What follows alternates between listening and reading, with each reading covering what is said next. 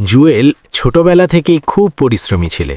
স্কুলের পড়াশোনা বেশি দূর এগোয়নি, কিন্তু হাতের কাজে ছিল অসাধারণ দক্ষতা। গ্রামের বাজারের এক কোনায় ছোট্ট একটা দোকান নিয়ে সে মোবাইল সার্ভিসিংয়ের কাজ শুরু করে।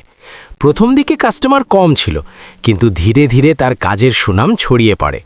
ভাঙা মোবাইল ঠিক করা থেকে শুরু করে সফটওয়্যার সমস্যা, সব কিছুতেই জুয়েলের হাত ছিল জাদুর মতো। জুয়েলের জীবনের সবচেয়ে বড় শক্তি তার পরিবার।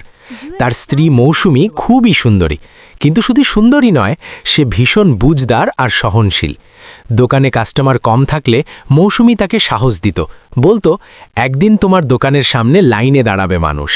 সেই কথাগুলো জুয়েলের মনে নতুন স্বপ্ন জাগাত। তাদের দুইটা ছোট ছেলে, সাফিন আর রাফি, বাবার দোকানে গেলে খুব খুশি হয়। তারা ভাঙা মোবাইলের স্ক্রু নিয়ে খেলতে ভালোবাসে। জুয়েল মাঝে মধ্যে তাদের ছোট্ট স্ক্রুড্রাইভার দিয়ে বলে, দেখো, বড় হয়ে তোমরাও আমার মতো কাজ শিখবে। ছেলেরা হেসে ওঠে, আর মৌসুমী পাশে দাঁড়িয়ে সেই দৃশ্য দেখে মুগ্ধ হয়। একদিন বাজারে বড় একটা ঝড় হলো, অনেক দোকান ক্ষতিগ্রস্ত হলো। জুয়েলের দোকানের সাইনবোর্ডও ভেঙে পড়ে। জুয়েল একটু মন খারাপ করেছিল, কিন্তু মৌসুমী আর ছেলেরা তাকে ঘিরে দাঁড়িয়ে বলল, আমরা আছি না। সেই মুহূর্তে জুয়েল বুঝল, তার আসল শক্তি তার দোকান নয়, তার পরিবার। পরদিন ভোরে সে নতুন করে দোকান গুছিয়ে বসল, আগের চেয়ে আরও সুন্দর করে সাজালো।